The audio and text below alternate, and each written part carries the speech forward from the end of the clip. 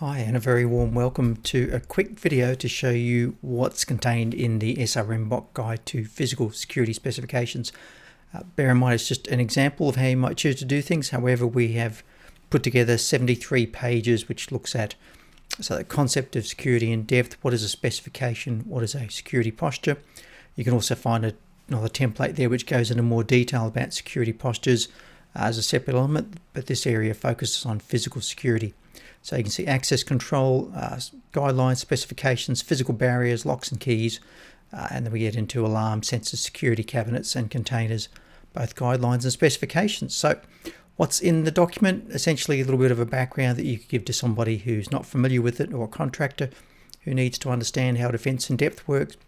We talk about what is a specification, how it relates to threat levels, and then we go into some examples around information.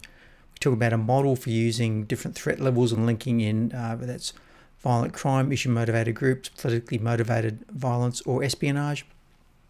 And of course, all that's there in much more detail. A little bit about security postures, some examples of what they might look like at 5 different levels of threat level. Then we get into some access control guidelines. How do you think about security versus partially secure? Intruder resistant, what does this mean in terms of visitor access?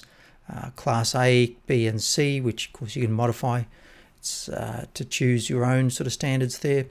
Some specifications, so for example how you might think about secure, partially secure, intruder resistance, and then physical barriers guidelines. We talk about fences, what they should mean, how do you establish them, what standards are involved, what different types of ways of thinking about fences are, how they could be designed, what actually goes into them, height specifications.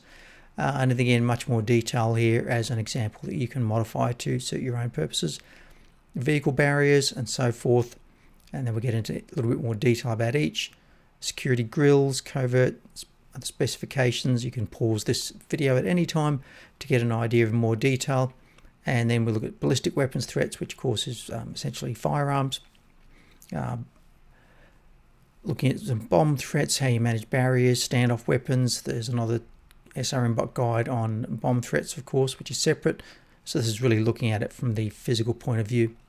We're looking at the aesthetics, safety, how do you integrate it, so barrier operations, clear zones, environment, installation requirements, the way you might budget for it and think about it. Guidelines for locks and keys, some examples are there, some of the standards which you might like to look at. Thinking about how biometrics integrates into this. We've excerpted some of the useful material from these standards and from SRMBOK to think about where they fit and how they work.